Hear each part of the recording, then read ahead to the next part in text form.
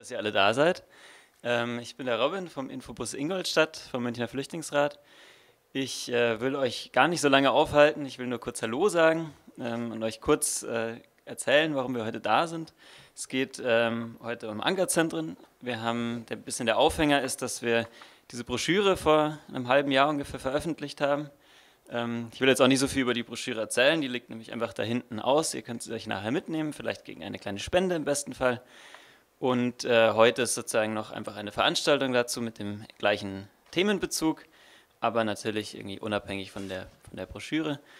Wir werden jetzt am Anfang, wird der Simon Sperling uns einen kleinen Vortrag geben und im Anschluss daran gibt es dann ein Podiumsgespräch mit zwei Personen, die im ANKER-Zentrum noch wohnen bzw. gewohnt haben und einfach ein bisschen von ihren Erfahrungen dort erzählen und berichten. Und im Anschluss, ganz am Ende, könnt ihr dann auch die Personen noch eure Fragen stellen. Das Podiumsgespräch wird wahrscheinlich auf Englisch stattfinden. Ich hoffe, das ist für alle okay. Ich glaube, wir hatten es auch in der Ankündigung, in der Einladung angekündigt. Ansonsten können wir irgendwie noch eine Flüsterübersetzung organisieren. Wenn ihr sie braucht, dann sagt mir einfach Bescheid. Ansonsten würde ich jetzt eigentlich direkt an den Simon übergeben und sagen, vielen Dank, dass du da bist.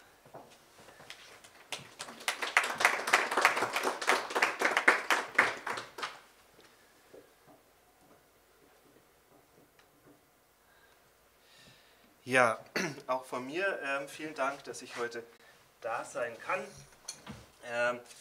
Ich werde versuchen, heute ein bisschen Kontext zu geben zum Thema ANKER-Zentren.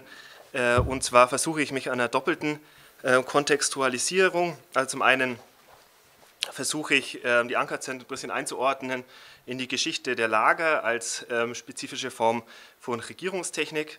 Das ist der erste Teil meines Vortrags und der zweite Teil ist der Versuch, ANKER-Zentren spezifisch rassismustheoretisch zu kontextualisieren, eben auch passend und anlässlich jetzt der internationalen Wochen gegen Rassismus. Okay, fangen wir an mit dem ersten Teil zu den Lagern als Regierungstechnik.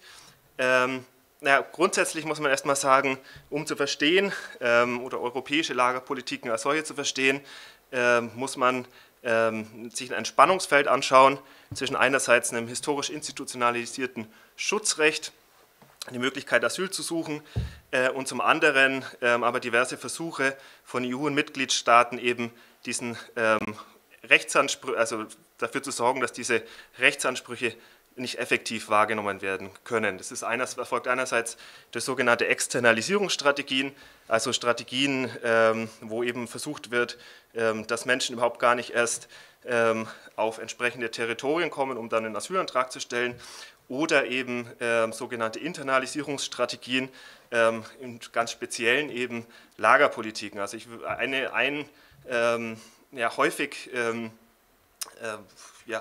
häufig zitierte oder häufig gemachte Anmerkung ist, dass eben Lager eine Form von internalisierten Grenzraum sind. Das heißt, sie sind zwar zum Beispiel eben in Deutschland, aber Zugehörigkeit von den Menschen ist immer prekär und wird eben dadurch angezweifelt.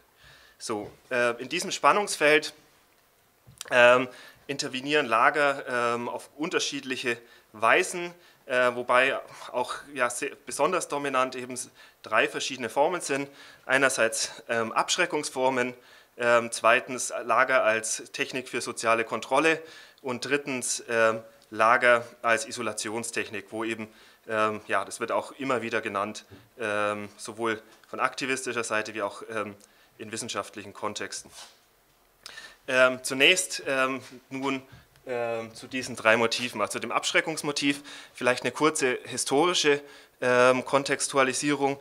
Das dezentrale Lagersystem in Deutschland ist Anfang der 80er Jahre entstanden und da war sehr virulent ein Bericht einer Mitarbeiterin des UN-Flüchtlingskommissars Toscani, die eben zu der Zeit erklärt hat, am Beispiel für die Entwicklung der Lagersituation könnte man Baden-Württemberg nennen.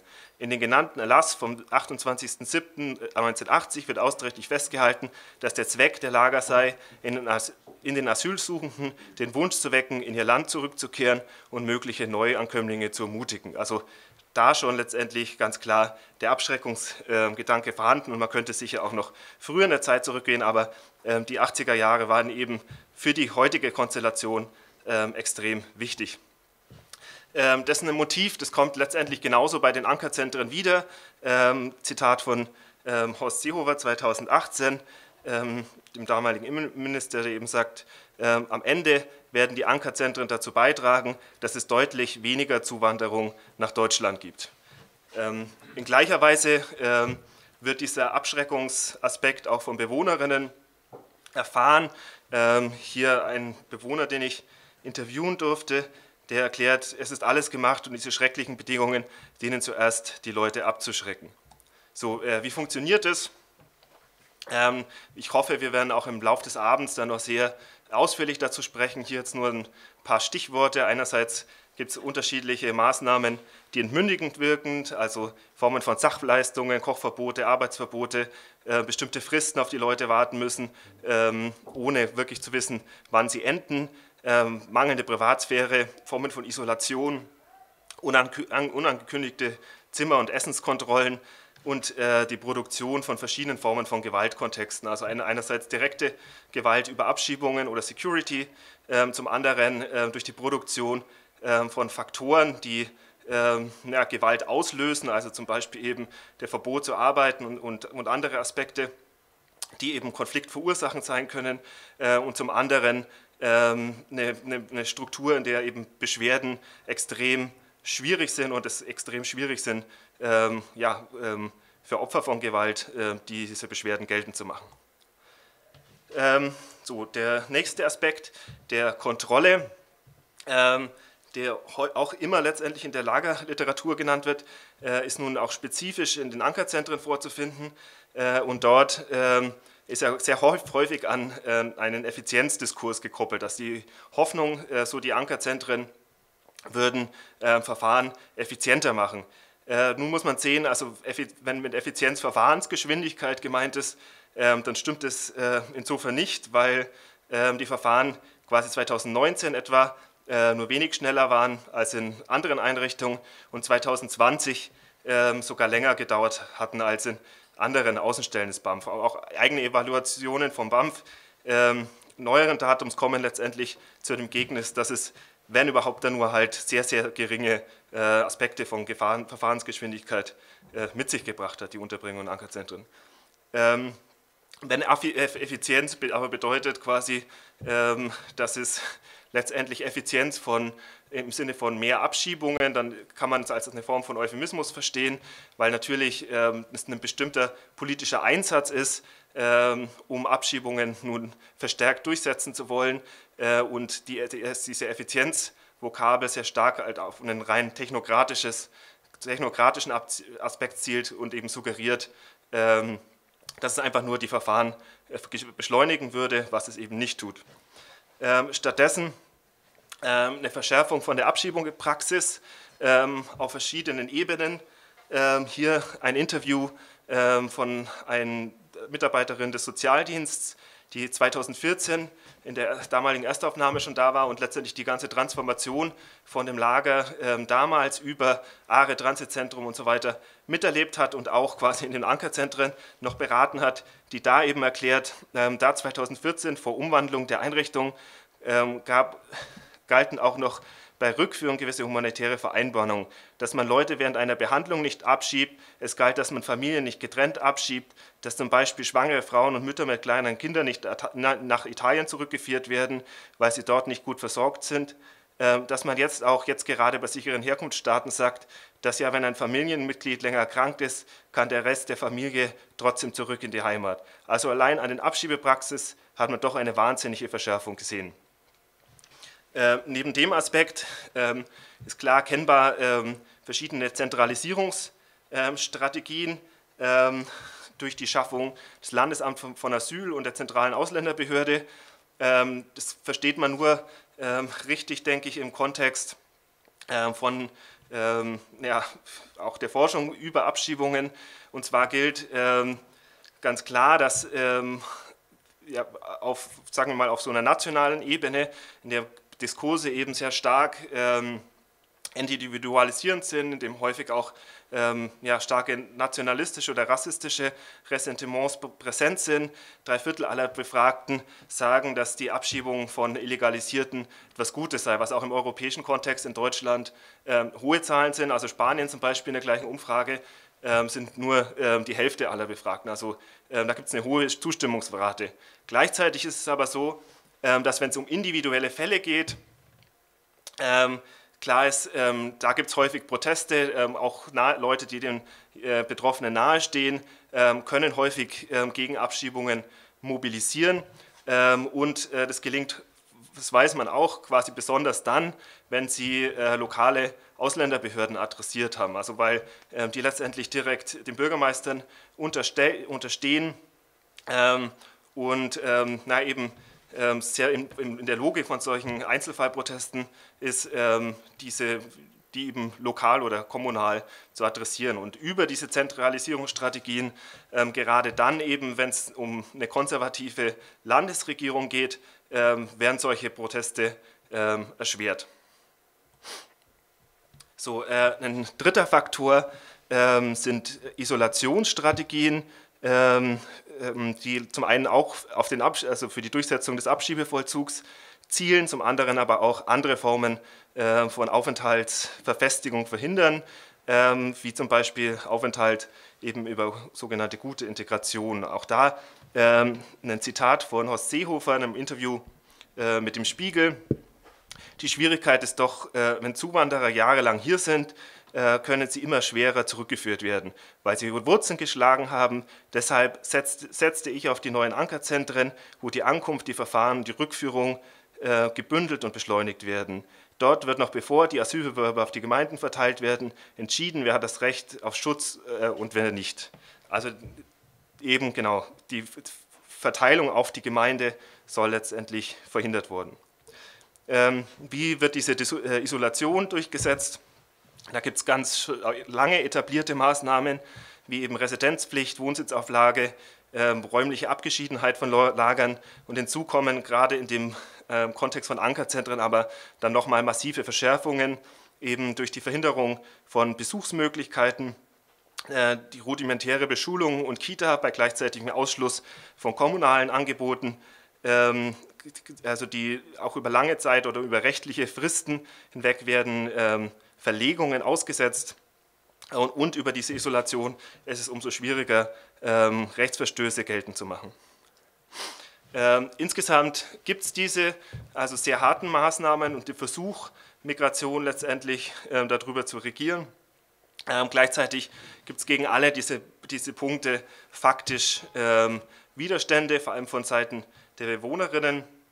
Um da mal 3 beispielhaft zu nennen, was die lokalen Aushandlungsprozesse angeht oder was die Fragen von Isolation angeht, kann man sehen, dass einfach einige Bewohnerinnen es geschafft haben, auch Schul- und Kita-Plätze einzufordern oder rechtlich einzuklagen. Es betrifft nur einige, aber die haben es letztendlich durch Hartnäckigkeit geschafft. Ein zweiter Aspekt ist Strategien gegen diese Abschreckungspraktiken. Da gibt es diesen Begriff des Homings, den ich von der Kollegin geklaut habe. Der sagt letztendlich, dass auch in solchen sehr widrigen Kontexten Menschen immer wieder schaffen, partiell so Räume von Häuslichkeit zu produzieren und irgendwie so zumindest einigermaßen über die Runden zu kommen. Also und auch vor dem Hintergrund würde ich die beständigen Kämpfe gegen Essenskontrollen sehen und gegen das Verbot von Wasserkochern und so weiter. Ein dritter Punkt ist auch gegen die Abschiebungen selbst und gegen die Kontrollversuche selbst. Auch da ist zu zweifeln, bis zu welchem Grad denn tatsächlich der Versuch von Verschärfung von Abschiebungen immer glückt. Um hier mal eine Polizistin aus Donauwörth zu zitieren, die dort im Bayerischen Rundfunk auch zitiert wurde. Sobald Flüchtlinge den Ablehnungsbescheid bekommen, wissen sie, dass sie in den kommenden Wochen abgeschieden werden sollen. Deshalb tauschen sie nachts die Betten, die Polizei findet sie dann nachts nicht in ihrem Zimmer vor. Und ein so großes ANKER-Zentren mit um die 800 Personen können nicht ad hoc durchsucht werden. Das sei unmöglich und sorge für zu viel Aufruhr. Also auch hier letztendlich den Aspekt, dass selbst in solchen sehr widrigen Kontexten ja, solidarisches Verhalten letztendlich zwischen den Bewohnerinnen existiert. Okay, dann kommen wir jetzt zum zweiten Teil des Vortrags, der Versuch, Lager nochmal spezifisch rassismustheoretisch zu kontextualisieren. Hierzu kurz, was verstehe ich im Folgenden unter Rassismus? Ich nutze eine Definition von Paul Metzgerell, der eben sagt, Rassismus, da geht es darum, dass Menschen erkennbar different konstruiert werden, also eine Form von Racialization, aufgrund von Kategorien von Abstammung oder kultureller Zugehörigkeit. Dann geht es zweitens, werden daraus Mentalitäten konstruiert und diese Mentalitäten bewertet. So, diese drei Faktoren, das findet man in ganz unterschiedlichen Kontexten, aber von Rassismus letztendlich würde man erst dann sprechen, wenn dann diese Konstruktionen auch noch dazu zu führen, dass die Unterscheidungsweisen dann auch mit Macht durchgesetzt werden können. Also es geht um Herrschaftsverhältnisse. So, jetzt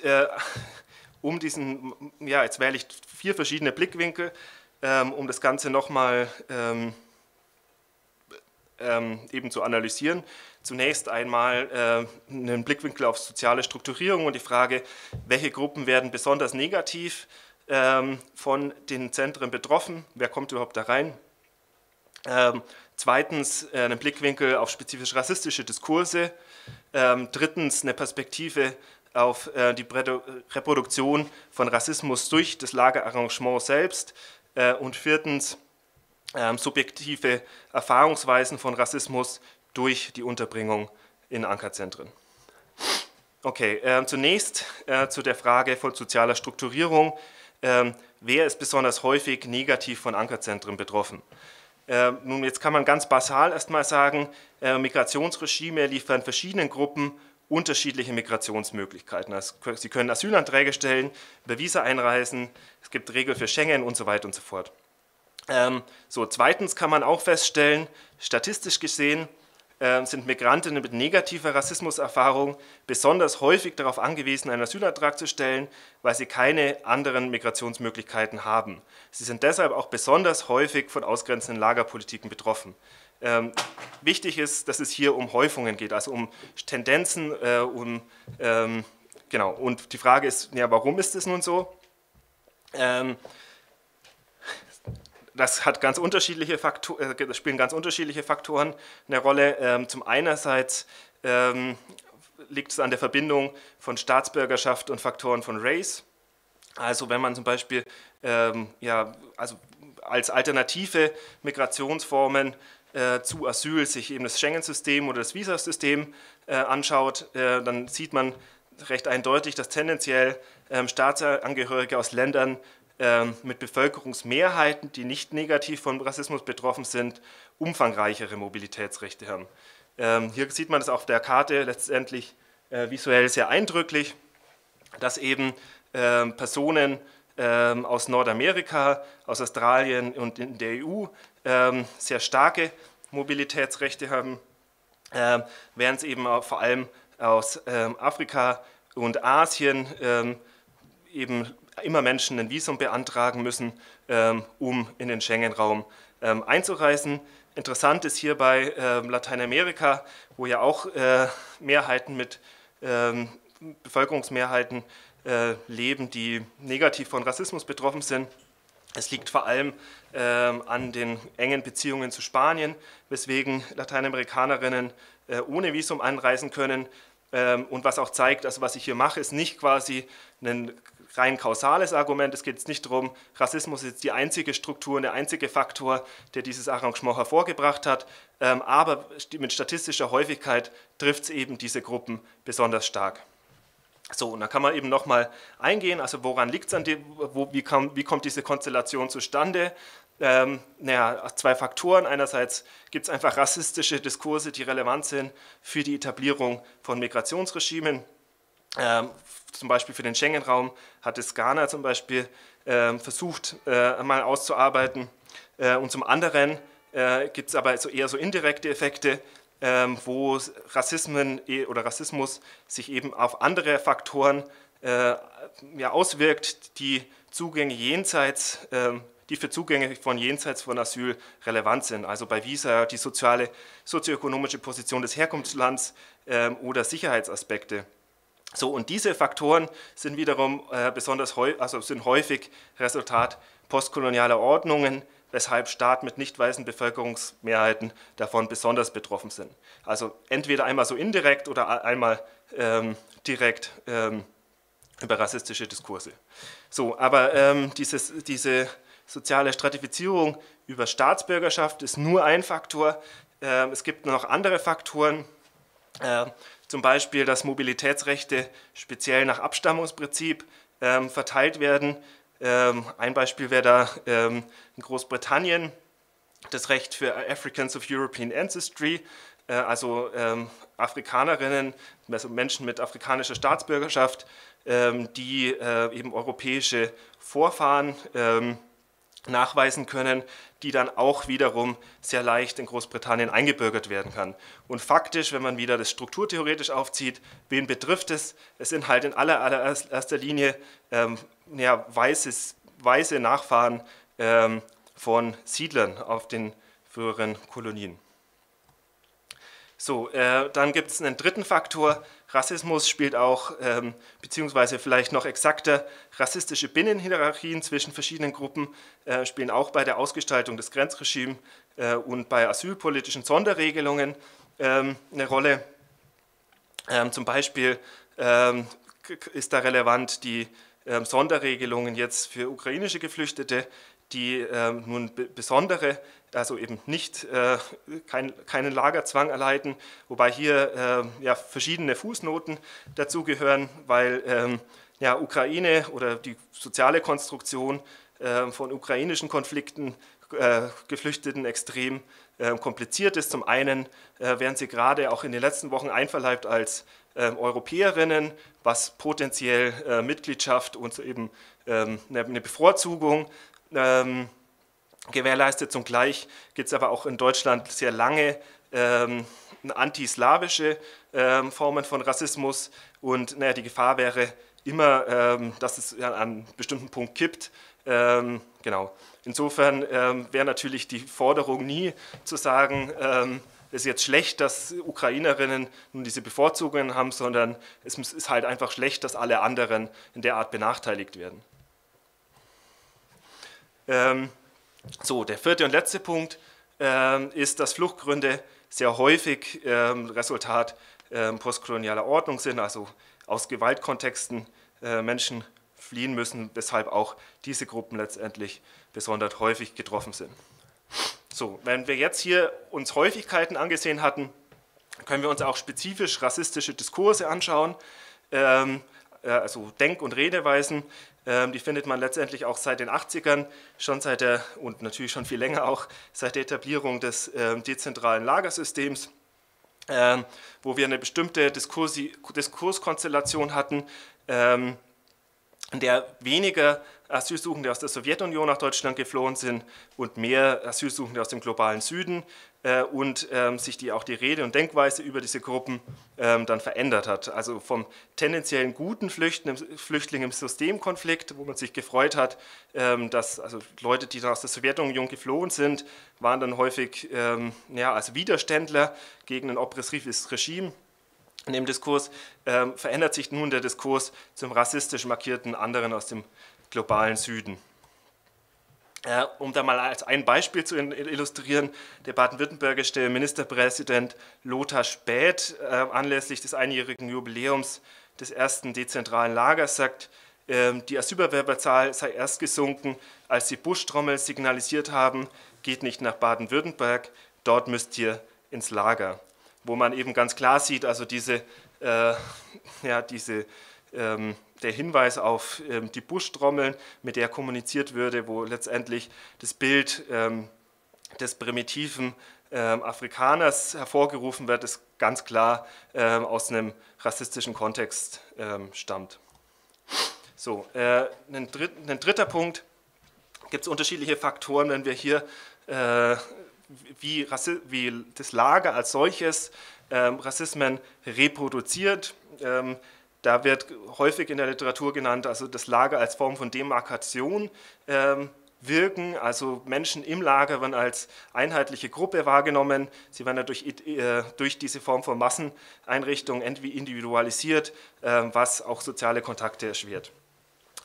Zweitens wirken auch die repressiven Aspekte von dem Lager auf die Produktion von bestimmten Stereotypen, also zum Beispiel das Arbeitsverbot produziert entweder das rassistische Stereotyp vom Sozialschmarotzer oder kriminalisiert die Betroffenen, wenn sie dann illegalisierte Beschäftigungsverhältnisse einnehmen.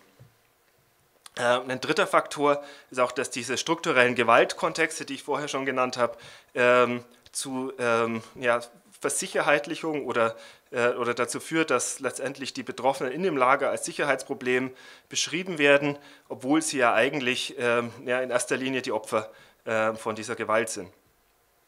Ein letzter Punkt, der häufig diskutiert wird, ist auch, dass diese Isolationsstrategien dazu führen, dass die sozialen Beziehungen mit dem Umland abgeschwächt werden und man weiß, also statistisch ist es relativ stark signifikant, dass wenn Menschen soziale Kontakte zueinander haben und die irgendwie, zumindest dann, wenn sie in irgendeiner Form solidarisch sind, dass dadurch auch Vorurteile oder Rassismen abgebaut werden können.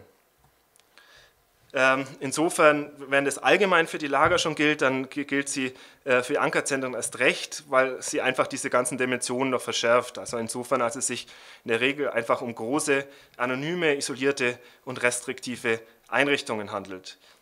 Und dieser Topos letztendlich Lager wird zusätzlich so aufgeladen, häufig dann noch als Ziel von Alltagsrassismus und in ganz extremen Formen als Ziel rechtsextremer Anschläge. Auch das hatten wir in den letzten Jahren gesehen, wo einfach tatsächlich die Zahl von rechtsextremen Anschlägen, die sich spezifisch Lager als Ziel ausgesucht haben, massiv zugenommen haben.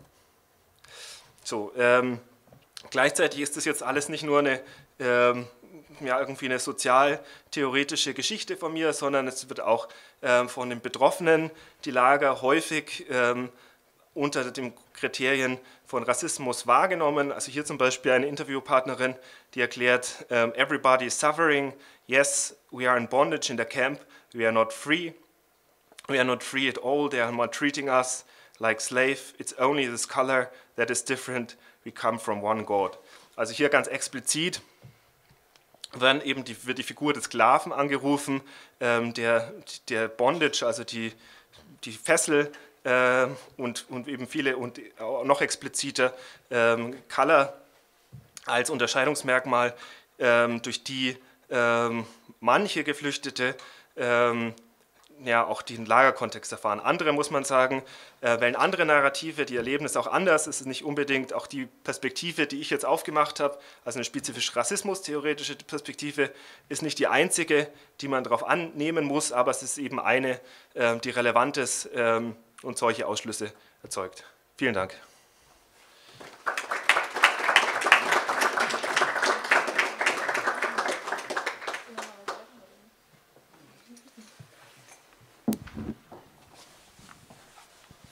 Genau, jetzt würden wir mit der Panel Discussion weitermachen. So, you two can join Jana upstage. Leider eine Person, die eigentlich noch eingeplant war, eine Teilnehmerin konnte spontan nicht teilnehmen, weil sie einen sehr, sehr wichtigen Termin mit ihrem Anwalt, mit ihrer Anwältin hat. Deswegen heute die zwei Personen. Und jetzt würde ich gleich das Wort wieder weiter übergeben an die drei. Ja, dann auch Hallo von mir. Mein Name ist Jana Weidhaase. Ich bin beim Bayerischen Flüchtlingsrat aktiv und ich freue mich, dass ihr heute da seid und wir jetzt etwas die Perspektive wechseln, aber beim Thema bleiben und zwar mit zwei Menschen sprechen, die das selbst erfahren mussten oder immer noch erfahren müssen. And I switch to English now. So welcome to everybody. We just heard the presentation from a more scientific perspective from Simon. And now we would like to hear your expert knowledge from actually people who had been forced to live there, or like for Stanley, who is still living there. And I will moderate it to give us maybe a time frame of 45 minutes to raise the main issues, to discuss the issues, but also to leave some time for your input, for your questions to both of them in the end.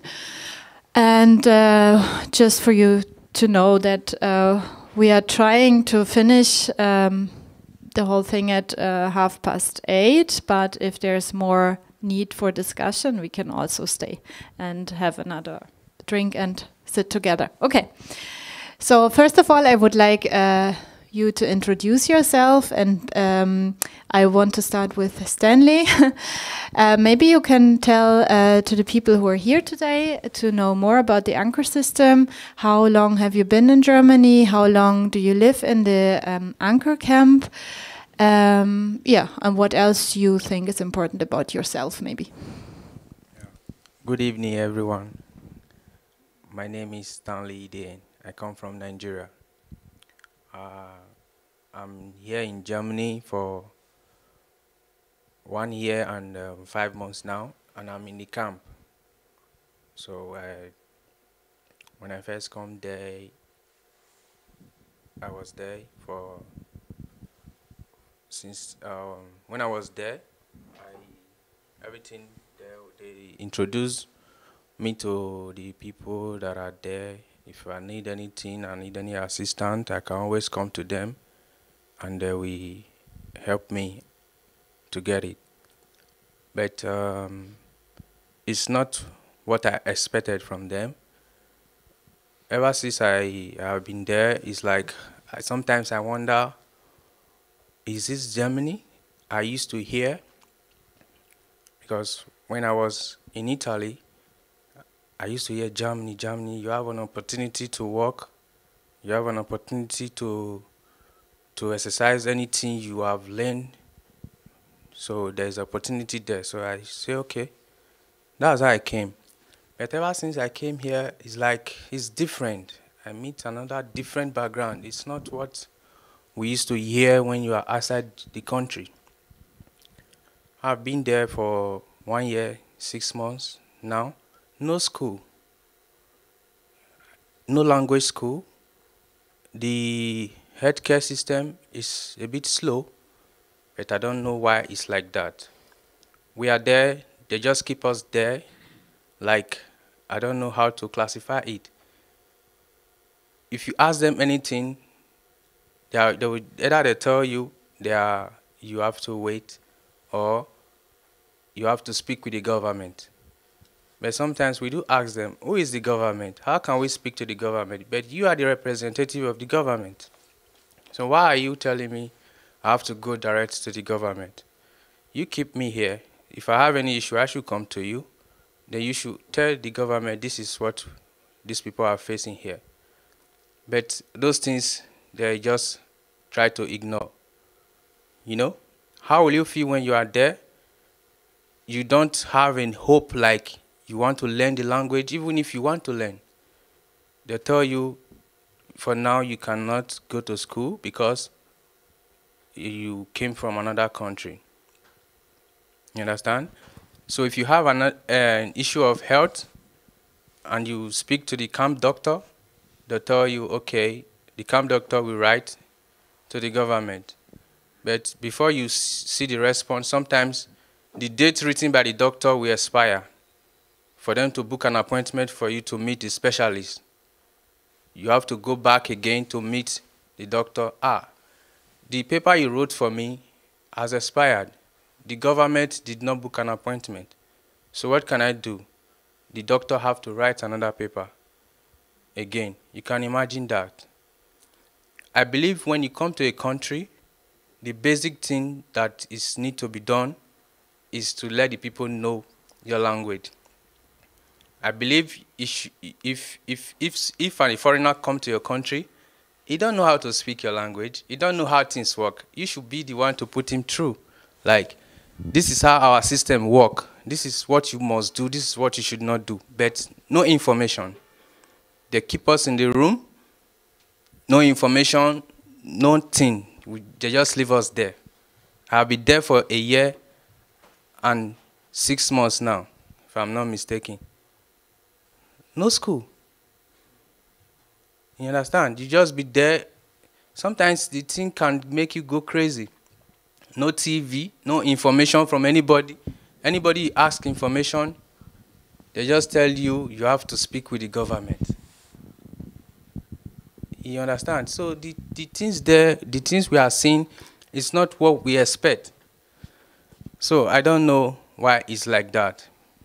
But I feel that sometimes when they are attending to some people, I think they treat them specially.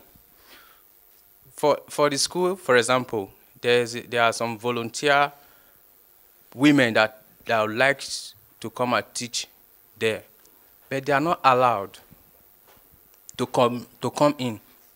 Even the info boss, they don't allow them to come in.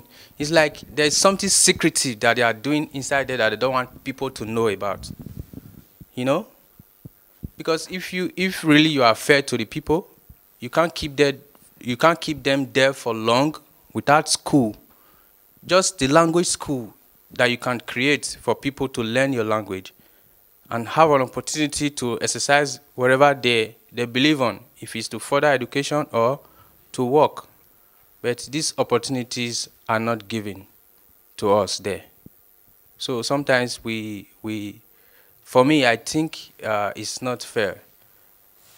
For me, I think it's not fair. Thank you. Okay, Stanley, thank you very much for this little introduction into the topic even, because you mentioned so many problems already by just sharing your thoughts with us. We will get more into detail later, but I would like to ask also Bahis. He's from Afghanistan, also to introduce himself, how long you're here, how long you have been living in the camp, or if you're still living in the camp, and maybe you can also already mention some of the main issues, some of the main problems that you would like to discuss today. Okay, thank you.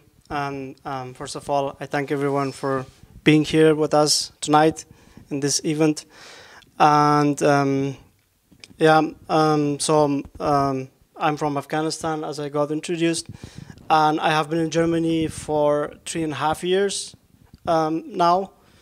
And I used to live in also one of the ANKER centers. I think the questions would hit very differently when I used to live there, because I'm already out of that place, and now I have a different, I mean, it's not that different, but still I have a different lifestyle compared to when I was there. So I'm gonna give you a brief description, or I'm gonna get you guys through the a brief story of my life in ANKER Center, and also experiences of other people who used to live with me together at the same time. The first and the most important thing that people don't understand, I think it's difficult for them to understand, is that why people immigrate to another country. It's not a choice, you know. It's very difficult. It's very tough when your country is going through a war, which is like a never-ending war, which is just going on for decades. And so I was sort of lucky that I got an opportunity to get a direct flight coming to Germany, but most people don't have the same opportunity.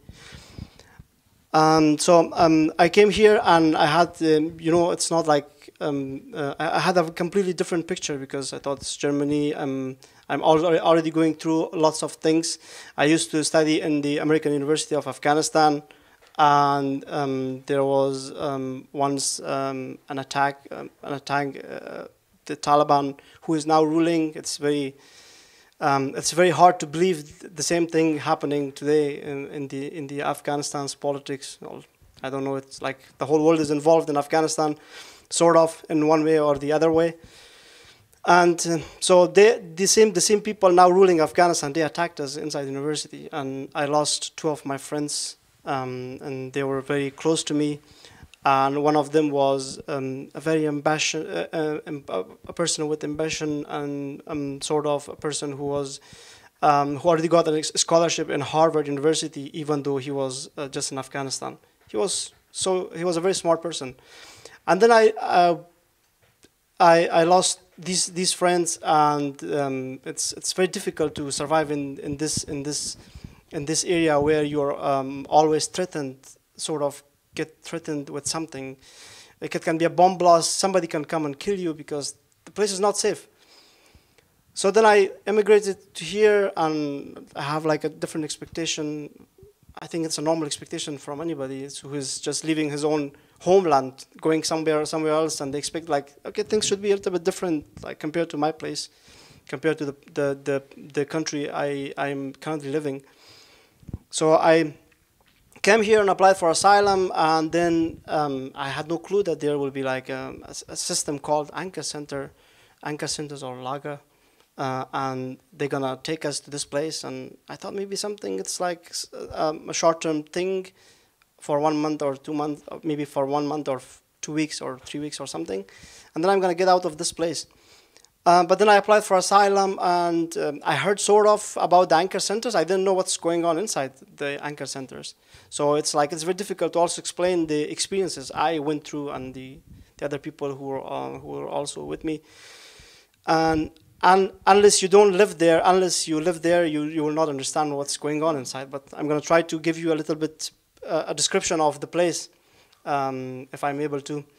So then I applied for asylum and applied in Munich, and then they transferred me to Ingolstadt. And when I went there, I saw this gigantic, big containers, and I was sort of in shock for the next, I don't know, like 2 hours or something, because I had to go through a process to get registered inside. And then you see this gigantic container and this big container, and the place is surrounded by fence, and you're like, are they taking me to a safe place, or it's just like taking me to a prison or something? And you like as a human being, you already start having this fear, coming out of this fear, experiencing this fear at the moment. Like, what's going on here? Why is this place supposed to be my living place? It's not for. I'm not a criminal. I just left the country where I was haunted by this terror and torment and difficulties, and then just get here, and this place looks like, it's not comparable, of course. It's like that's more like a physical threat, but this place was like more of a psychological threat. It's very difficult. And then I went inside, so I went through the process, and I thought, okay, maybe I'm gonna stay here for a short period of time, and then I'm gonna get out and gonna go and live in a house or something, a better place, not in this sort of place. But then I asked people around me, and then I started talking to people. They were also from Afghanistan, and I saw like their faces, they were so pessimistic and full of misery. These people were already living in that place for more than 5-6 months, more than a year. And then I asked them like, how long I will stay here, and he's like, nobody knows. You just got in, so you have to bear this place. It's not an easy ride. This process is not easy, the asylum procedure. And then you start experiencing very different things than you have experienced before. Even though in Afghanistan I was like I'm not a rich person, so I was never rich enough. But at least I was living in a house, in a normal house. So it's completely different when somebody lives in a container. Containers are supposed to be maybe offices or a place where people work, not people sleep there. Then you experience lots of things inside, and then I had like the food. The dinner was cold food, and I have never eaten cold food in my whole life. And that was, I think, later on found out that it's like a German thing. I don't know if that's true or not. But that was like my biggest cultural shock. I'm like, I have never eaten cold food at nights. Yeah, probably during afternoons, maybe a snack or something, but not like a real meal. And sort of that thing started, and then the next day I went and had like a breakfast. The breakfast was very good, like you wouldn't expect a breakfast, anyway, that type of breakfast in ANKER-Zentrum with jam, with chocolate, I don't know, like with Nutella and with different types of bread and yogurt and stuff. But then also the lunch was like, sometimes it was good, sometimes it was repetitive, the same thing. But lunch was also not that bad. But the whole place, the whole area was haunting people. And you're just surrounded with fences, and people are suffering, mentally suffering. Everybody's mentally suffering. And also at the same time, in the rooms you don't have privacy. So there were rooms. There was a time that I had 3 roommates in the same room. So I was not used to that. Like, I can't live with 3 or 2 other people whom I don't know. Like, yeah, of course they're from Afghanistan, but that doesn't make too much difference because I don't know these people. And these people are also suffering. It's already everybody's suffering in this area. So you are just surrounded with people who are having mental problems. Some people already had it before coming here, like through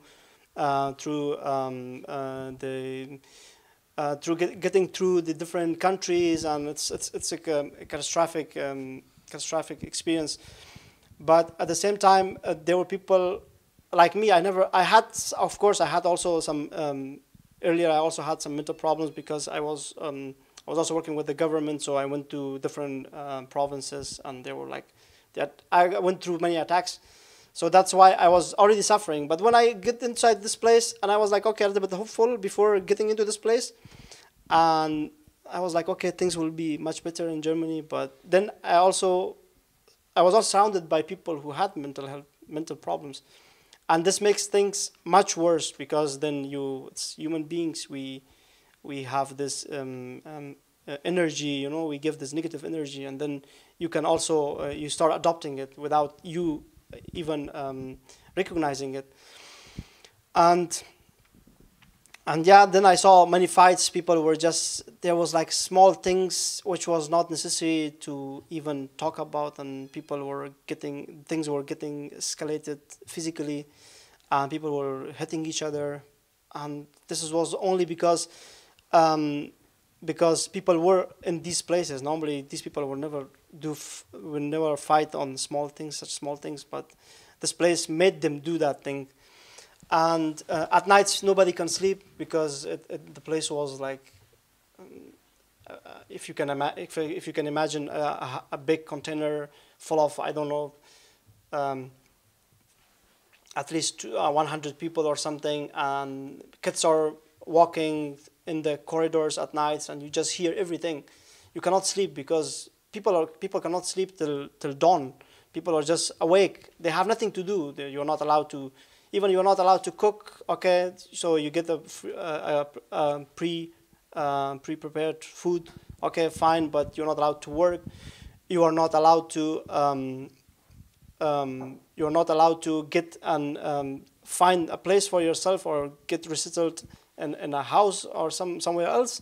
You have to be here. So the government just pushes people to stay in this place no matter what, and this is also like taking the freedom from people. So the freedom, I think, was the most significant thing which is taken from people who live in ANKER centers, because then when you are controlled, too much controlled by the government, every small things become very big. You perceive it very differently, and also people had different experiences. Like there were people who had different experiences. People were always complaining about food, particularly. It's a basic necessity. Not everybody was happy with the food they got, and yeah, and also people were also had problems like racism stuff, and also people also had problems with the doctor appointments and stuff. They were also they didn't have the choice to to go to the specific doctors they wanted to, and they were just getting appointments by the government, and they had to go and they had to basically comply with the things they would get. And at the same time, it's a tough place for children and for women particularly, because children, they need school and they need to go out and not to be in this fenced area, you know. Like as an adult, okay, it's a little bit, we have different sort of perception of things, and then as kids they know nothing about these things, and then they're just inside this place and they think, as Stanley said, that they think it's Germany. This is Germany. Germany is just fences, and people live in fences, which is not true, of course, but yeah. For women and for family, I cannot imagine having my whole family with me in these anchor centers. It's not possible. It's very difficult to have families, because if I can suffer, I can still many people were on medication because they couldn't bear what was going on with them, for the families, it's very difficult to live in such place. Yeah, and there were also people had different experiences. Everybody has their own experience, and there were people who were involved in the physical fights, and people who were involved there were people who would get deported, and they would. It's very difficult. That place was too tough, and then people stay there for a long time. It's not like 1 month or 2 months, and people I knew a guy who stayed complete 2 years, so it's like more than 2 years actually, 26 months in that one of the anchor centers. He used to live with us in the same anchor center, and in 2 years, I think I also then later on, when the quarantine and the coronavirus happened, and then I was like relating this experience with people who have never lived in an anchor center. I was always telling them that, look, how you guys felt when you were in lockdown and quarantine. You couldn't do anything. So that's what's happening to people in anchor centers for 2 years. Now imagine how hard is that. So you have nothing, you have no option to do, you have no choice to do things. And and I have also written an article about it, like I have written my own experience. It's more detailed. When you guys want it, then you can also, it's already online in Hinterland magazine. You can also read the whole story. I just wanted to be brief because we don't have that much time. But you can read the story, and there are more experiences I have shared in this story. Thank you. Okay, so as you can see, the thoughts are flowing, and the issues that they are having in their mind about their life in the ANKER-Zentrum, there are many. So let's just pick some of them. Both of you mentioned that you had a different expectation. You had a different view on Germany, a different kind of idea what your life would be like when you come here. And both of you mentioned that you are not allowed to do many things, which basically means freedom is limited. Maybe we can focus a little bit on this freedom issue. Like, as you already mentioned, a few things, but how did you individually feel that your freedom is limited? First of all, maybe looking at the containers, the camp, the houses, the fences, but also the very subtle things that you already mentioned, like the psychological side of it. Maybe, Stanley, you can explain a little bit about how you felt or how you feel, because you still live in the anchor camp, and also Bayerns is still living in a camp. It's just not an anchor camp. How this freedom, how it feels that your freedom is so limited. And also the question maybe that people have in their mind, do you still think it was worth coming here? Because your view or your expectations have been different before. Yeah, thank you very much. For me, the experience is the freedom there is limited because you are not allowed to work, and also you are not allowed to stay outside for at least 6 days. You are allowed to stay outside.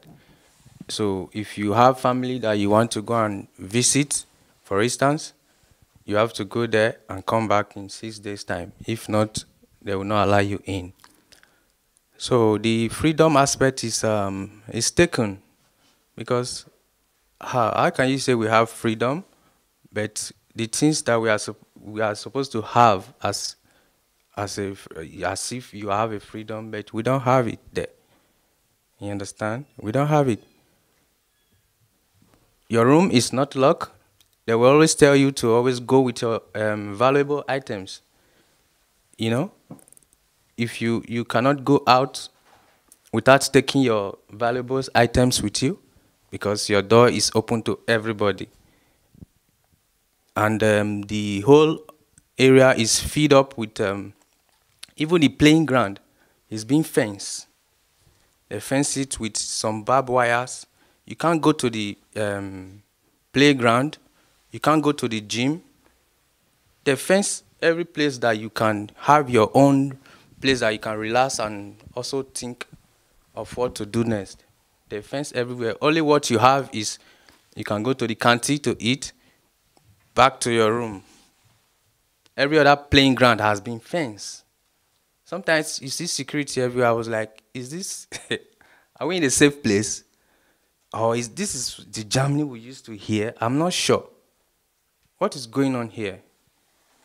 If you talk too much, security will tell you you have to lamza, take it easy. Everything you say here does not go out of this place. So we all are here. If you need anything, you go to Munich. Go and report any issue you have in the camp to the Munich. Because anything you say here is not leaving this place. You see some people fighting. For security to go there to separate, they start beating the person because you have no freedom. You can't say anything. There was a time security, the way they hit a door of one lady in house 8 there, the lady fainted because maybe she's beating her Dublin or she's having stress. Then somebody hit the door so hard early in the morning. So that shock. Because we are living in a fear there. I will say it. We are living in a fear. Because you don't know what is happening in the next minute. They might just come and pick you up. We are not free there, I must say. Sometimes we don't sleep at night. I don't sleep. If I hear a car come, I open my window, check if it's police. You know, that's not freedom. They should just allow us to be. If you don't want us, just tell us, we don't want you people. You have to look for somewhere else to go. Than you keeping me here, you know, and I will be scared. That place is not free, honestly speaking. It's not. I don't sleep at night sometimes. I'm always close to the window. Mm-hmm. If I hear any car, I have to check what is happening again. They come again, you know. So sometimes the way the thing was, sometimes if I'm going out, I forget to take my bus ticket. Sometimes I forget to take my wallet. I'll get to the bus, I'll start checking myself. I have nothing. I went to meet the doctor. What the doctor said, he said it's because of this place you don't have good food to eat. I said, is that why? He said, yes. That's what he told me. The doctor told me that. And I said, okay, you, the doctor, you already know what is happening here. Why not speak to the government? They will tell you they are here to do their job. You understand? So many things are happening over there. Mm-hmm.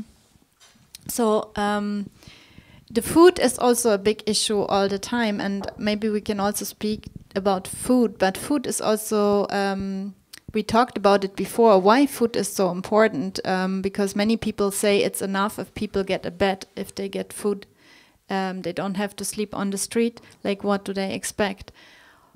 And you already mentioned you cannot choose what you want to eat. And we heard before a little bit from Bahis how he said, okay, breakfast was okay, lunch okay, but the dinner, and this can be different from individual to individual. But you have been living there more than 1 year, 1.5 years. Yeah. So the food is a very big issue for people, and also for the freedom of your life, because as you mentioned before, you cannot cook, you cannot choose what you want to eat. Women and fathers and mothers cannot decide what food to give to their children, or what times they want to eat, or what time they want to feed their children, for example. Would you say that food is also very related to this feeling, or to this fact of your limited freedom? For me, yes. Because I once read that food gives us energy. Without food, I don't think you have strength to even walk, or that you can even do anything without food. The food they give us there, I don't know how they prepare it. Sometimes I wonder if they can also employ some good people to cook. Because the reason why we are complaining about the food, when you go to the canteen to eat, they give you, it's called pasta. The spaghetti, the macaroni has a big hole on it. Some parts are very strong, some parts are soft. If you want to eat it, it's like you are eating the raw food. It's like it's not properly cooked. But you cannot say anything. I remember when I was in prison in Libya, that's how they give us food. They'll after cooking the rice, they'll pour the raw one on it, mix it together. Then when you are eating it, it's like you are eating a raw rice. That's what is happening there too. When we are eating the spag or macaroni, it's hard. It's like they don't cook it well. Sometimes when you go there, you cannot even eat what they cook. You understand? You cannot even eat it because it's different. Unlike when you see spaghetti, you like to eat, but the way they prepare it is also different. After eating, you will be feeling dizzy to sleep. You understand? Sometimes I don't know how they cook it, but they don't cook it well, if at all. They don't cook it well. The food is zero. How can you go to the canteen in the morning to eat? They give you a cold egg, a very cold one, and it's not fresh. They give you a cold egg, and it's very strong bread that will peel your mouth when you are eating it. But you don't have choice because you are not allowed to cook. You still manage and eat it. You understand? So the way they treat people with that food aspect, that's why we're always concerned about the food. They don't allow you to take water to your room. They just keep everything to themselves. Anything you want, you go to the canteen. If you don't like to eat it, you go outside and look for what you want to eat. So it's not good. That's why we always talk about the food, because in the morning, the food they give you is bread and egg. In the evening, the same thing. They repeat it. No changes. For the whole year, you will not eat anything apart from bread and egg in the morning and some other chocolate to mix with it. From January to December, same food. Sometimes I don't want to go there because I already know what I will want to meet there. No difference of, okay, today maybe we'll have to cook rice for you people, or tomorrow we'll cook other food. But it's just the same. Today, tomorrow, next tomorrow. For 1 year, 6 months now, I've been there. Same food. They don't change it. Sometimes when they cook, the day they cook chicken, the chicken is not even sweet. Sometimes I wonder, where did they get these chickens from? Because I remember if I go to my friend's house, they buy chicken, the chicken is sweet. How come the one they are giving us here is not sweet? Or they have their own chicken, or the way they prepare it. But you don't have choice, you have to eat it. That's the day you call your friend. Where are you? They cook chicken today, come and eat, because that's the only thing we can eat. So that's why we always specify on that food aspect, because if you don't eat, what can you do? Nothing. Mm-hmm. And Bahis, you already mentioned it. It's like maybe comparable to the situation of a lockdown. You don't really have the choice what to do, but would you like to add something on this freedom aspect? Maybe especially, you come from a country where freedom is not very big for groups of people, and now since the Taliban have taken over, even less freedom. But how do you see your life here now in this situation of almost no freedom? Well, now it's a little bit different because now I live in Gesellschaft Unterkunft, so it's a different experience. Although I'm still living in a container, which is still as bad as it used to be. But this anchor centers, when you just enter this place, so before entering this place, you just leave your freedom behind your back. You no longer have freedom, because when you go inside, so you sign in, you have to, when you're outside, you have to sign out, so everything is controlled. The room they have already given to you is there. You can only live in that particular room. And the food, of course, you don't have the freedom to choose your own food. So the food for the breakfast and for the dinner is the same as Stanley has explained. But the lunch is a little bit different each day. But it's also like in 1 week it's the same food. So nobody has the choice to cook their own favorite meal. Yeah, maybe the food they give away in the anchor centers would be liked. Some people would like it, but it doesn't mean that everybody will like it. And this is like a general thing they are just imposing on people, that you have to eat this food because you have no other option. And also, for example, you have with your health situation, so you have to take an appointment with the family doctor, and then family doctor will refer you to the government, and the government will choose the doctor they want you to go to.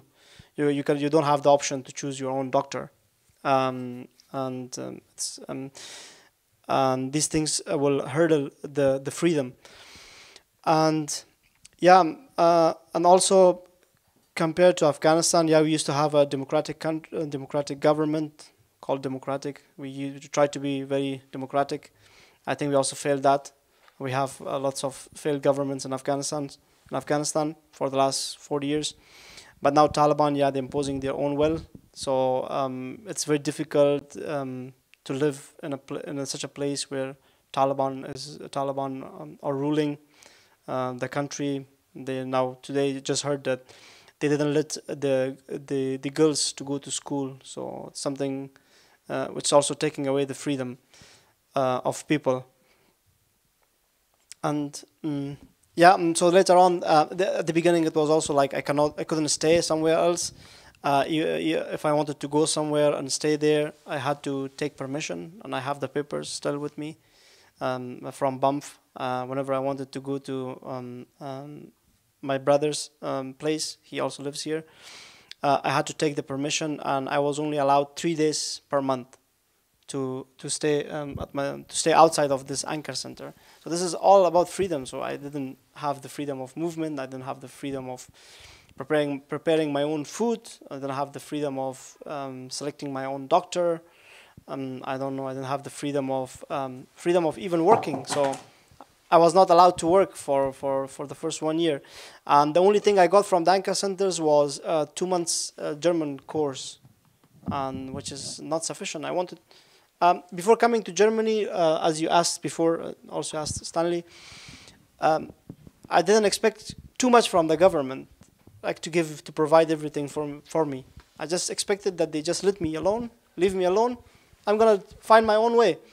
But that was not the case, unfortunately. They just restricted me from everything. Like if they just let me work, I could work. I'm not here. We are not here.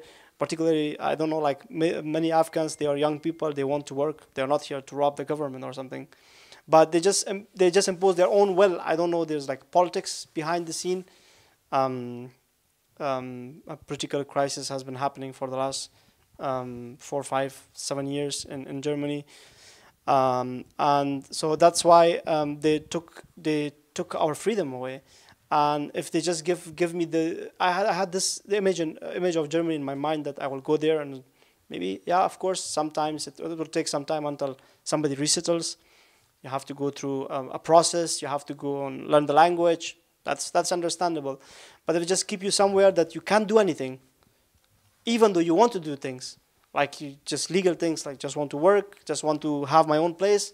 Even now, still after 3.5 years, I'm still not allowed to have my own apartment. You know, it's very difficult.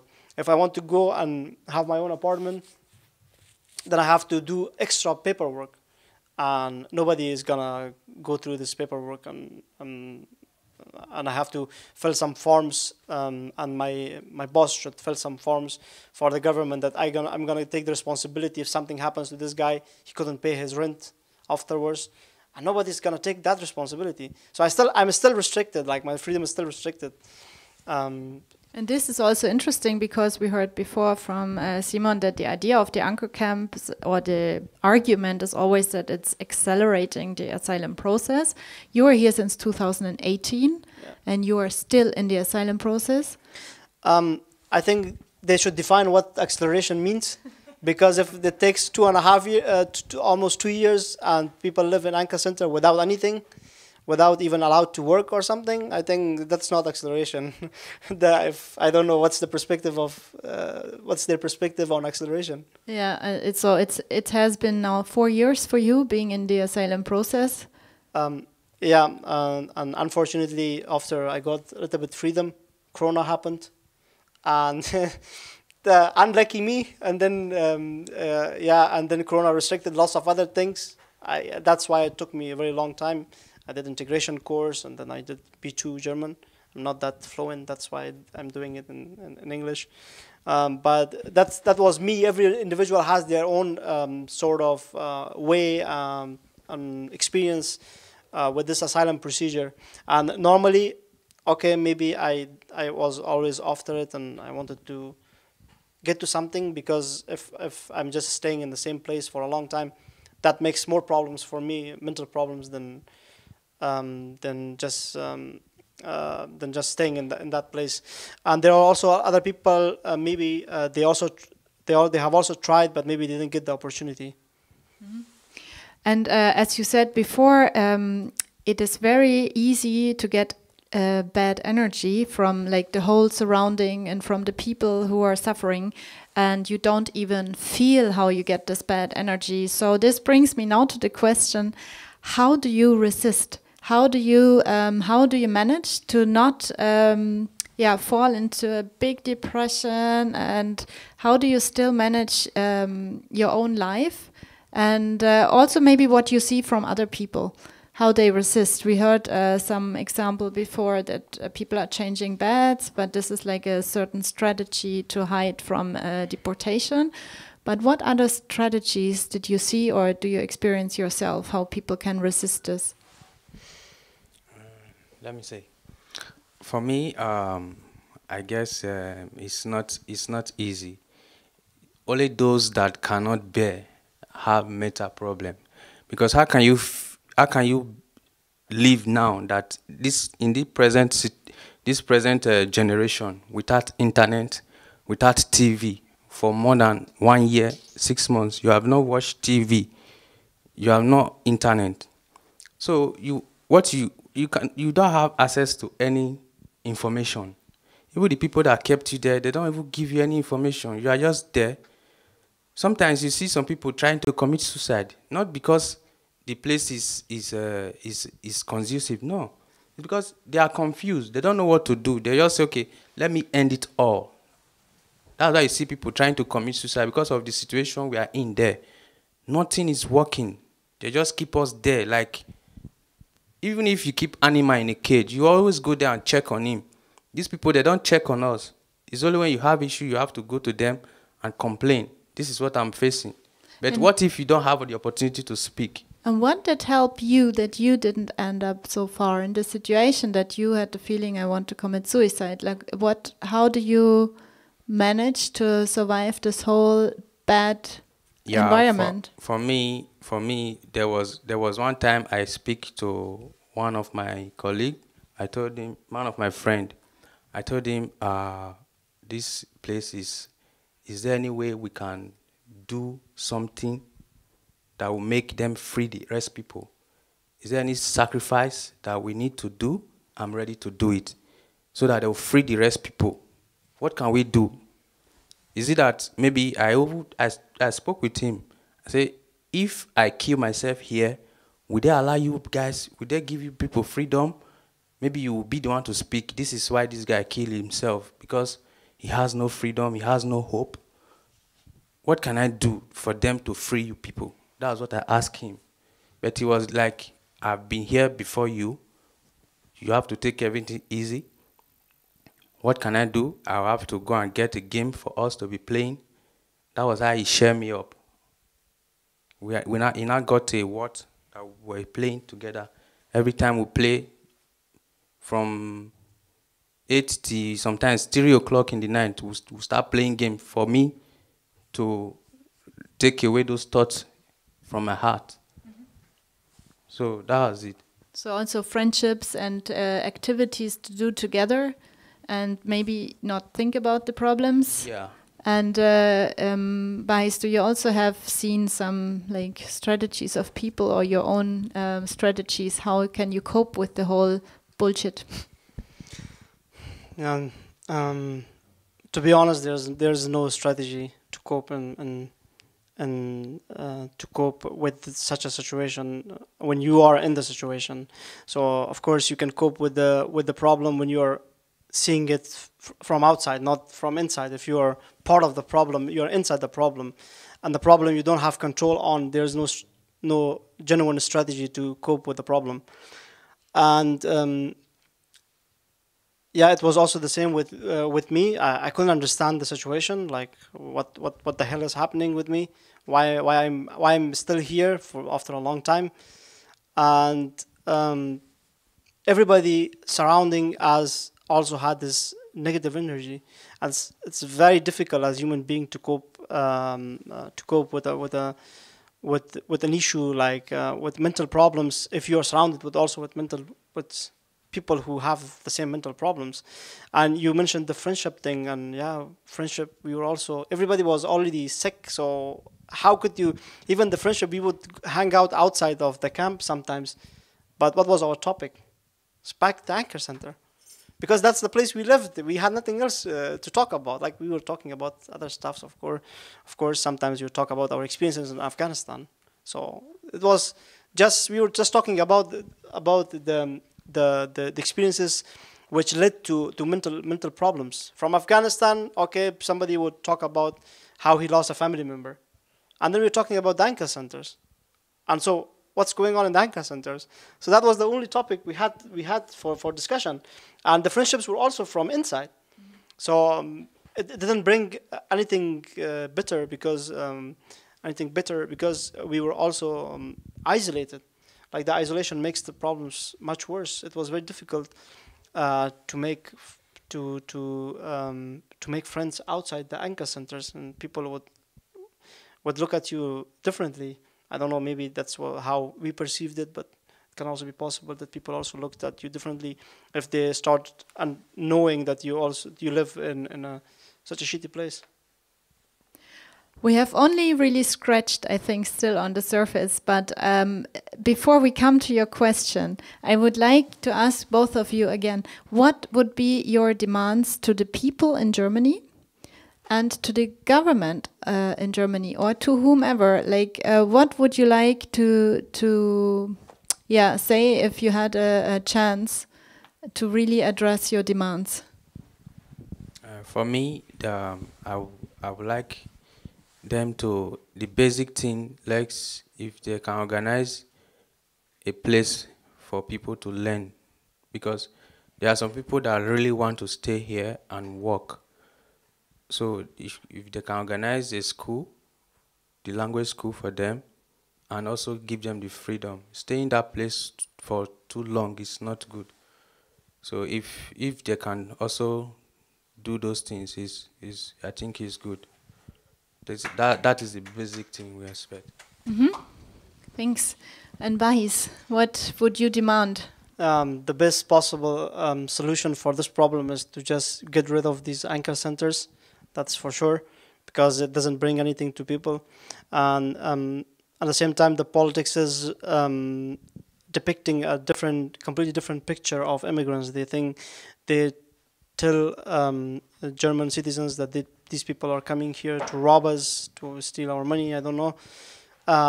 So we pay out, so we pay their expenses, and they just want to sleep, and that's not the case. What I have experienced, everybody wanted to work, and yeah, and the politics. It's very. I don't know. It's very difficult. I'm not into that. I'm not that much into politics. I don't like it because this is the problem. The politics is all about it's all because of the politics, and normally if the people have the freedom to work, they will start working the first month they get into Germany. So it's also at the same time, because of the politics, it's a costly business for people who I don't know who are involved in this political process. Normally, if they just let people start working just leave people to give them the option to get a job or work, they will start working much earlier, and it will cost much less. In an economic point of view, it will cost much less to the German government, and people will start paying taxes. So now is the time for you to ask your questions or give us comments or say something that you would like to share.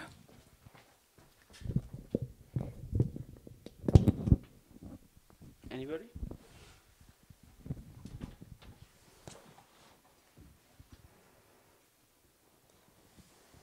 I think it's also difficult. The experience is very different. You know, people here, and what we already explained is a completely different view. So it's also difficult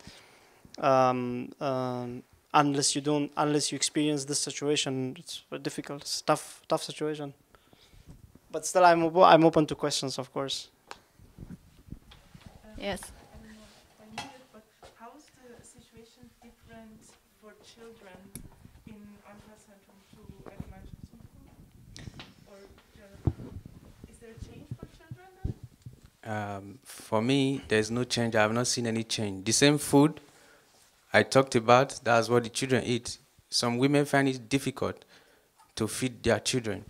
They have to go to the supermarket to get food for their babies, because what they have there is just milk, egg, and bread, and salami. Is that what the kid will eat? Maybe you have 6 months old baby or 1 year old baby. You start giving him bread every day, morning, afternoon, evening, and you are not allowed to cook as a woman that has children. You see the kind of life the children are living just because of this whole situation. You see, it's not good for kids. And I think the question was the difference between the ANKER camps and the Gemeinschaftsunterkunft. I don't know if there are children in the camp where you live now. Yeah. Maybe do you see a difference? Is there a big difference for the life of the children? Yeah, there's a sort of big difference, I would say, comparing the ANKER centers with the Gemeinschaftsunterkunft. In ANKER centers, the children who are school aged, they are almost in the same class. So like, it doesn't matter if they are 8, 9, 10, 11. So they are going to school. They are studying in the same class, which is not the case outside. It's like everybody has their own level of schooling.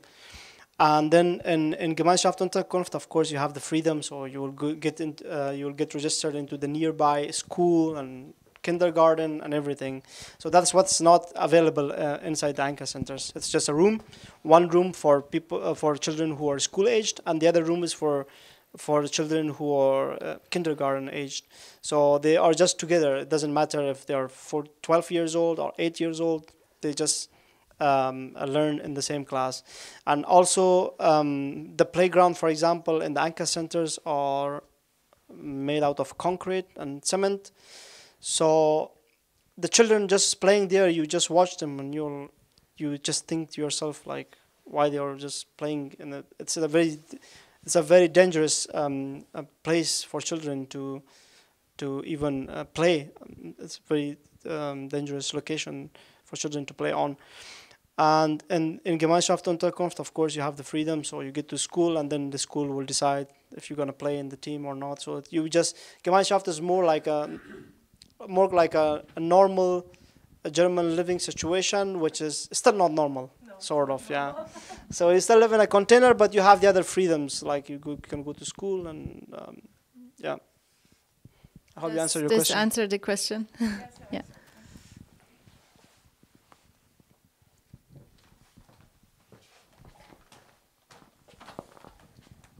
I just wondered why it was possible for you to leave the ANKER-Unterkunft and not for you. Why you could leave and he could leave. The question is why you are still living there and he doesn't anymore. For me, I went to ask the government, how long am I going to stay here? They told me I have to stay here 1 year and 6 months. I was like, why? They said, that is the law. That I have to stay that place for 1 year and 6 months. So the law is different. You see some people that came just like me, they have got their transfer, you know? So I don't know, it's like the way they treat people there is different. When they see you, I don't know if it's color. The people that have met me there, they have gone. Not one, not two, many. But I'm still there. I went to ask them again, when am I leaving this place? They told me I have to wait, that I will hear from them. So I don't think I know anything more to do. But do you know why you had been transferred to the Gemeinschaftsunterkunft?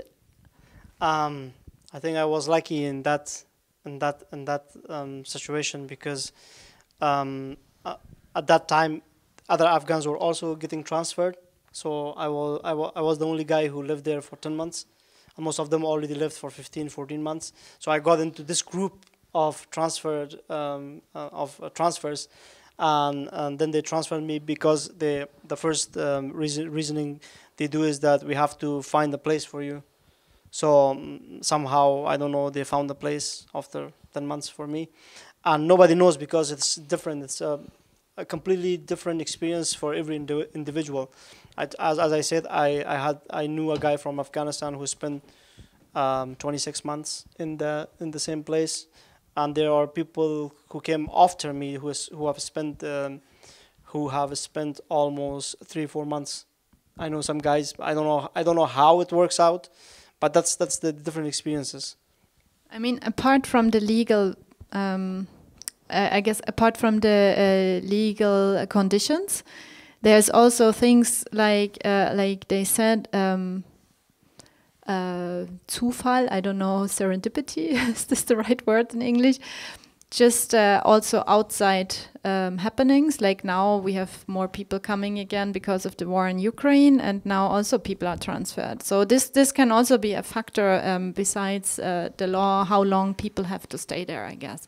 And there's no like first, who came first will leave first. It's totally mixed up, and also depends on the government, like the Bezirk, where they have free places for whom, like for for single men or for families. Will they have place now for a big family or only for one person? And also it depends definitely also on the country of origin, because when they give people places in Gemeinschaftsunterkunft, they also look at where the people are from. And also the transfer doesn't make that much difference, because you get from one container with more people to another container with less people, with a few people. So still it's containers, it's nothing, it's not like they have just transferred me to a normal house or normal apartment or something.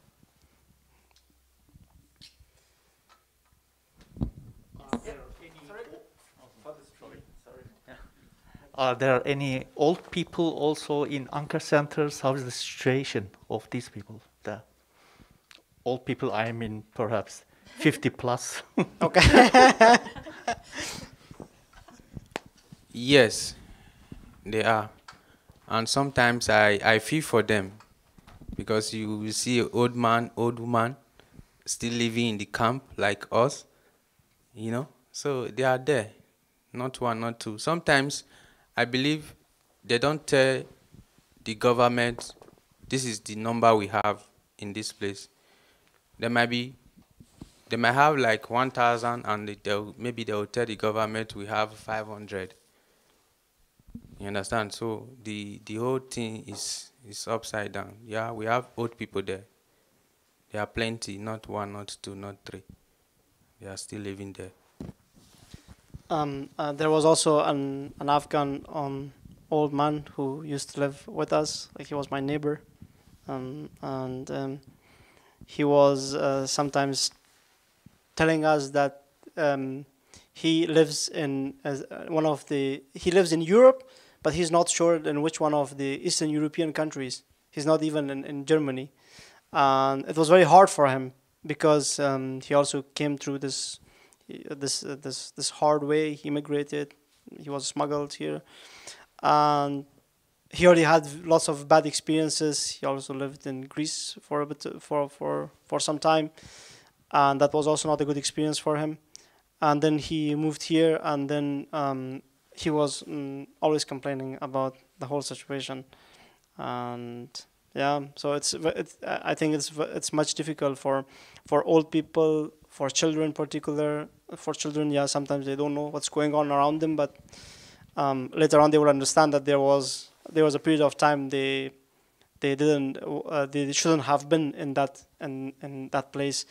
But for women particularly, and for the old people, it's very tough to live in such a shitty place. I think it's understandable. It's if you're surrounded by fence and your security people are around, and then you already feel threatened. Like, what's going on here? So that's how difficult that the place was, or it still is, because still hearing lots of stories from people from those centers.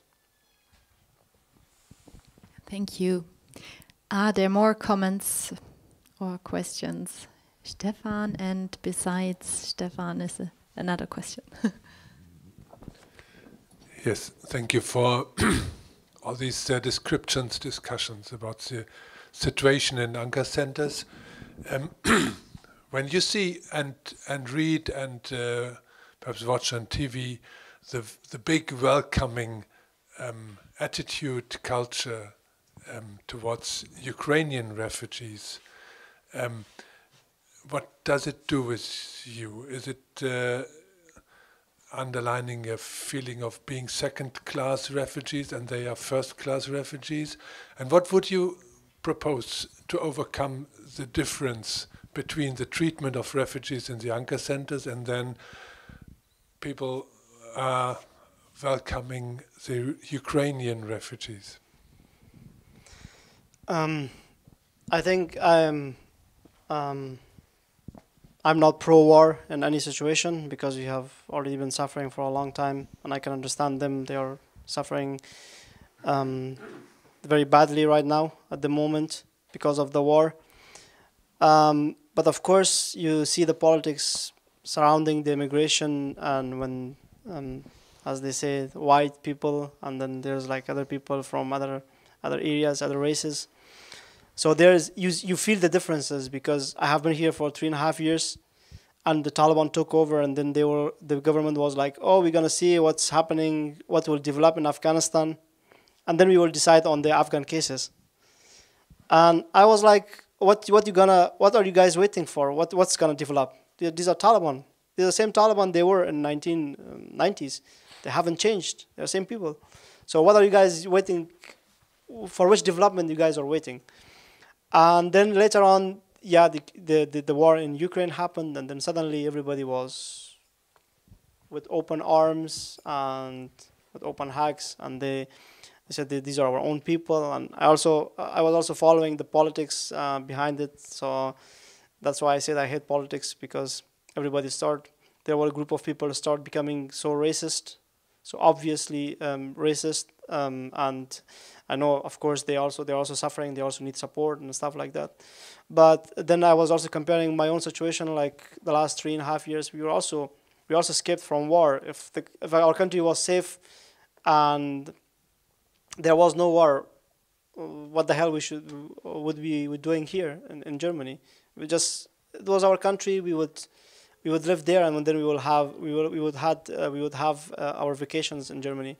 But yeah, of course, then you follow the politics, and then you see a completely different picture of immigration and refugees, and it personally hits you differently.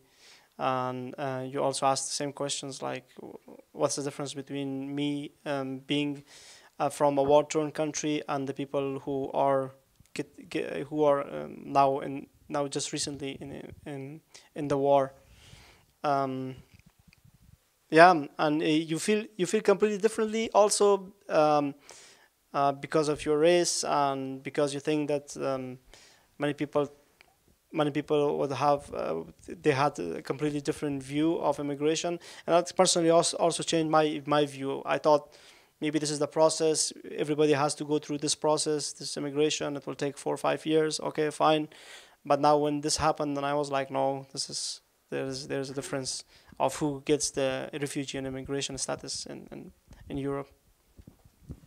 Excuse me. For me, it's a big difference. I would say they are the first class migrant. Maybe nobody wants war, but sometimes when they treat people differently, you should know. But the few time I'm here, and the few time this whole thing happened, the same person that does not have Wi-Fi for more than 1 year, 6 months. But when these people started coming in, they went and put Wi-Fi there so that they will have internet. Internet that we have been asking for more than 1 year now, they did not put. But these people started coming in, they put internet. And now they already take them away from that camp to another separate place. I believe they don't want them to experience what we are experiencing there. That's why they take them away. They are no longer in that camp. Anytime they come, they will take their details and car will come, take them away. So they are no longer in that camp, that MIC camp. So I believe they treat them separately. Yeah. You still have the internet now? Yeah, now they just put it some few yeah, for those people. Yeah, no, we have it now. But we have been asking for long, they did not. But since when these people started coming in, they went and put it. Meaning they can do it since then, they did not. So they are first class people, I say. There was another question.